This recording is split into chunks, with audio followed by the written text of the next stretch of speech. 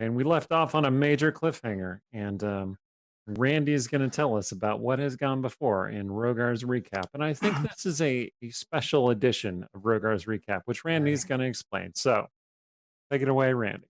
It's all right, I'll put on the recap for the recap. So so this will probably be the last recap, or Rogar's recap. Just, I think it's run its course, and as I think you'll probably agree when you see what I prepared. And then, go out with a bang, huh? Boy. Or a whimper, one of the two. And I'll put that energy towards maybe like writing a Rogar novella or something like that. So, but we'll have lots of fun, creative things probably later in the show. As a group. All right, recap. Last time on Westgate Irregulars.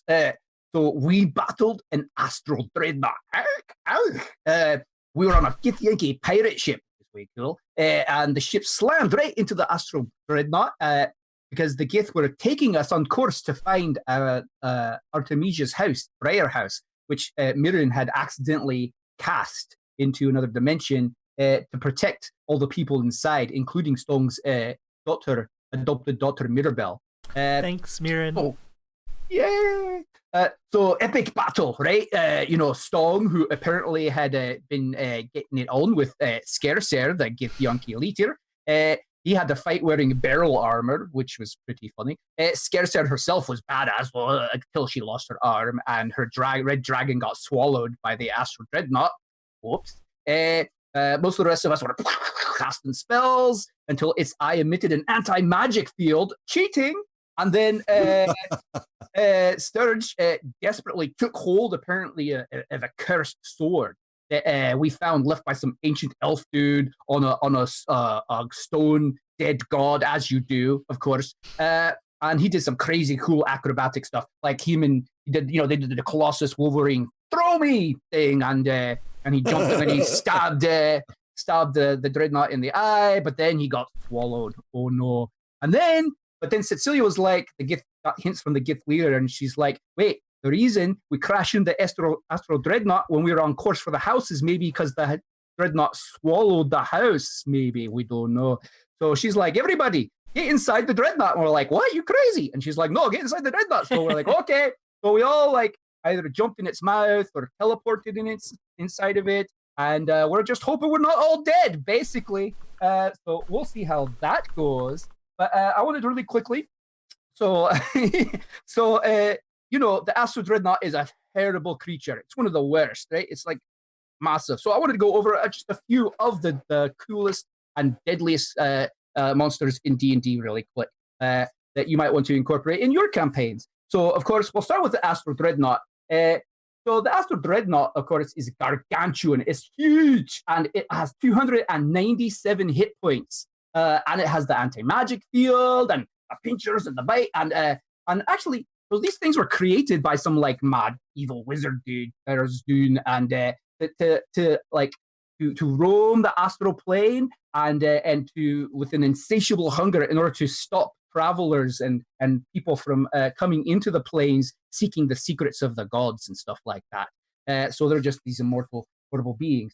Now, last time, I forgot to set this up properly. So last time we were talking all about Pokemon all through the stream and like what Pokemon were our characters and other things. So great suggestions, by the way, from chat. They were some very good shit. You'll have to go back and check that out for sure. So I thought as I go through these horrible monsters, you might not realize that they actually evolved from lesser creatures. And much like Pokemon, they end up really scary and huge and bad, but the things they originate from are often quite cute and wee. So anyway, so the Astral Dreadnought, well, this first one's controversial, but the Astral Dreadnought evolved from the Ashhole Despot. Boy. Created with an insatiable appetite for attention and approval, this behemoth also seeks to destroy foreign travelers and anyone outside his reality while having delusions of godhood. Right, we'll move on from that. That's what the Astral Dreadnought. We went inside of that mouth. Yeah. Well, luckily it evolved into something a little less odious, just into mere Astral Dreadnought. Anyway, So It's a great dreadnought. It's the best dreadnought. We've got the best dreadnoughts here. Sorry. Anyway, Huge, So, the biggest. but actually, and again, it evolved from something actually quite wee and cute. So the Astral Dreadnought actually evolved from an Asiago Breadnought. You all remember Wow. this, right? Okay, so next really badass creature is Baphomet. Ooh, Baphomet's this huge fiend. He's got 275 hit points. He's resistant, like most fiends from the Abyss and stuff. She's resistant to cold, fire, lightning, immune to non-magical damage, charm, exhaustion. Just, you don't want to run across this guy in a dark alley, right? And Baphomet's an archdemon. What? Stop giving the Eric is taking notes. Oh, great. I'm scared. Baphomet is an archdemon whose many names include the Prince of Beasts and the Horned King. He sees civilization as weakness and savagery as strength, and he's the Lord of the Minotaurs, who resides in a vast labyrinth of his own making called the Endless Maze, which is sitting like the 600th layer of the Abyss. So not only do you not want to run into him, but you don't want to be in his home. Even if he's throwing a great party, you probably don't want to be in the 600th level of the Abyss, right? So Baphomet came from the bafflement part. So this frustratingly baffled and uncertain breed of Minotaurs creates chaos and an endless labyrinth out of any choice. They don't ask it what restaurant they want to go to or a movie they want to watch, let alone a question of any sort of like moral political significance, because you'll just be standing around for eternity. The good news is, they're very easy to fight because they just, by the time they figure out what they want to do and who they want to attack, like you've killed them. So that's good. So Baphomet actually evolved ultimately from a baguette appealer. So you might be noticing a trend here too. We had bakery world, yeah. Rogar, did you go off carbs or something? So I might have been a little hungry when I came up with this concept. Do you know how Pokemon work? So like baguette this, appealer. like this is accurate, right? Yeah. Right. and you wonder why this is the last recap. All right, so my next one is not necessarily as powerful as all these other ones, but it's just a fun one, I think. And one of my favorite is Werebear. Werebear. They have 135 hit points, and their immunity is to non-magical weapons except for silver coated. But most importantly, like their bite, you can get infected with lycanthropy and turn into a werebear, which is pretty cool for like a role-playing like thing. So a fun thing to incorporate in your campaign just for that purpose, I think. And, Eric, take notes. Aye. So, and I think this is a no-brainer. A werebear obviously evolves from a Thanks for who nice. can infect you with their joy and love, which may not be as cool as werebear lycanthropy, but it's all right, I guess. Whatever, joy and love. Yeah. Question mark. Got it. Yep. And of course, the werebear and care bear evolved from a were-camembert, who it's vulnerable to touch by silverware and infects you with its yumminess, and actually also pairs very nicely with the breadstick, the baguette pillar and the breadnought. So if you want to create a powerful team in the arena or whatever, those are good combo. Or in the market. Yeah, that's right. Yeah, the morning snack table. Now, this is a very popular one, and for good reason. This is a very cool creature, but also very, very scary, and that is the Mind Flayer, also known as the Lithids. Yeah, they only have like 71 hit points, but they have like that these one's tentacles. already in my notes.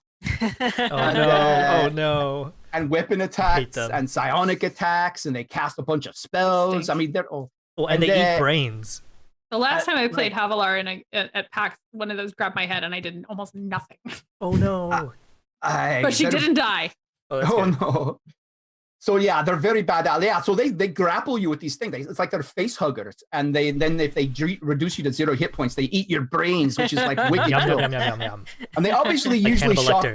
Yes. With a good Chianti. So they usually shop at like Hot Topic, obviously, but they also wear special illithid armor that's basically moist leather armor that like seals in the moisture for them, like because so they don't dry out. Whoa! And, I did not know that. It's like they're wearing a plastic bag, like a Ziploc. I don't think you want to know that either. That's why they're always. Right?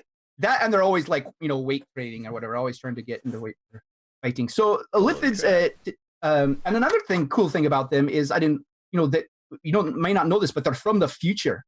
So the Lithids, like, they had this massive world-spanning empire in the far, far future, but eventually it collapsed, and desperately they sacrificed a bunch of their people to fling some back in time and start conquering everything all over again. And that's so the Githyanki, whose ship we were on, absolutely hate them because they enslaved the Githyanki.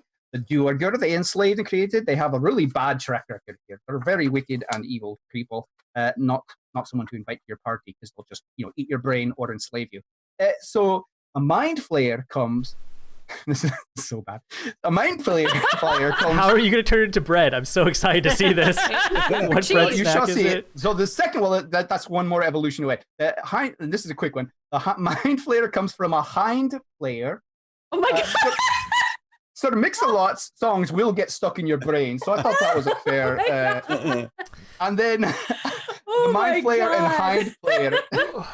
I don't know what I was expecting, but it wasn't that. I mean, the Pokemon world's got some creepy characters, but none so much as the Hind Player. I don't know if that would really mix so well with the kids. Mixes a lot with the kids. Oh, if you just tuned in and thinking, what the hell am I watching? Don't worry, we're getting to the gaming. This is just my recap. I'm the last one you'll ever see, so just stop. All right. So Mind Flayer and Hind Flayer obviously evolved from the Rind Layer. The Rind Layer provides a nice leathery armor to keep the moisture and creaminess inside the cheese, much like an Illithid armor. And if it grapples a nice cracker or a bit of bread, it does corrupt it with its little deliciousness. So you're probably seeing a theme here of I was very hungry when I created these. Okay. This next one pretty quick. Wait, Randy, real quick though. Mind Flayer eats brains. What does the Hind Flayer eat? I think Where's you can the town extrapolate. crier? Where's the town crier? PG-13. Just say it. All right. Yeah. The answer is yes, exactly what you're thinking. Okay, moving on. Yes, exactly. Unless you roll a savings throw. All right, so this one, I just like the name. Fraz Erblue. What, that guy? This bastard has 337 hit points. He's got all the fiend immunities and everything. He's badass. Fraz Erblue is known as the Prince of Deception, though. He's due to his skill with illusion, and he's like this 18-foot tall giant demon. And so he'll either trick you into serving him or drive you mad with terrifying illusions. And he's also quite known for no one in the Abyss likes him because he actually tricks and humiliates his fellow demon lords and such. So, for obviously Fraz Erblue with a name like that can only have evolved from Fahakwa. So Fahakwa gods, for those of you who don't know, is a person who perpetually annoyed Strong Bad.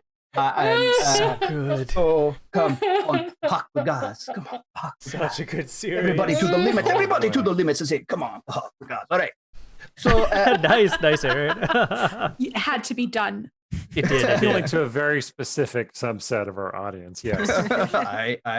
So this is the last one. We're almost done. So, and I'll just say, this is the last one. There were a few runner-ups. There was Tiamat, of course, who obviously comes from Trogdor the Burninator. There was the Kraken, who came.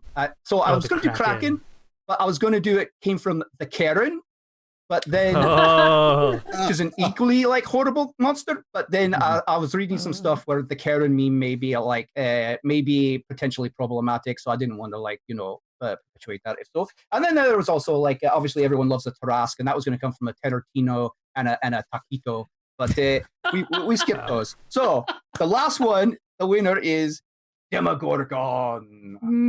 Demogorgon. He's another huge fiend with 406 hit points.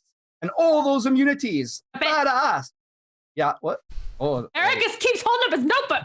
Oh, no. I'm not writing anything. Put him for this ideas. one.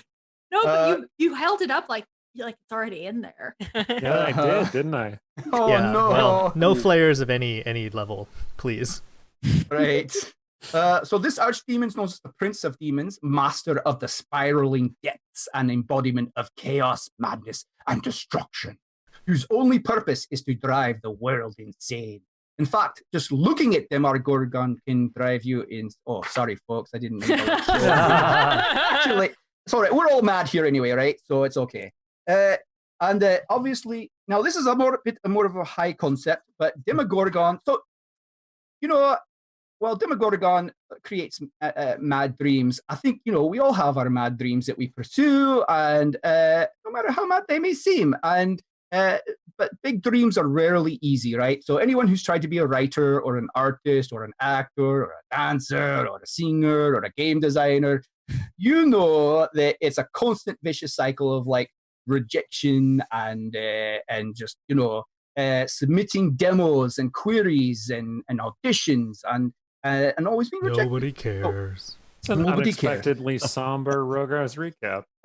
So this, the Demogorgon, evolved out of the Demo Foregone. So this is the work of this little evil bugger is to, convince you that, the failure of your demo is foregone. And that sends you into the spiraling depths and he tries to kill your dreams, but don't let it, okay? The key proficiencies you need to defeat this little monster are perseverance, practice, and acceptance of constructive criticism.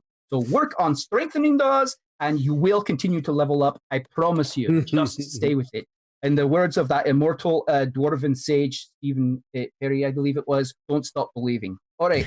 So, and then the demo foregone evolved, and this was unnecessary, but I thought it would be cute anyway, a query letter. So, monster. Yeah. I like that he one. seems cute and shiny, but he's Portal actually one of the Rainbow most E. feared basic monsters for many writers. But real. don't be intimidated. Plenty of trainers online to help you. And the number one reason your query letter's never accepted is you never send it. So, and also the reason I did this is because I wanted to make a queer E, and I just But Wait, there but you go. Does that monster lick and seal itself? It does. It's amazing. See? It knows how to have a little tongue. So there you go. Now you've visited some of the most horrific monsters of the realm and know where they come from. And with that, we will conclude the final, probably ever, Rogar's recap. And back to you, omniscient narrator God. Yay! Thank you for that, Thank you. Randy. Well done. Thank you for all your work so far. Absolutely.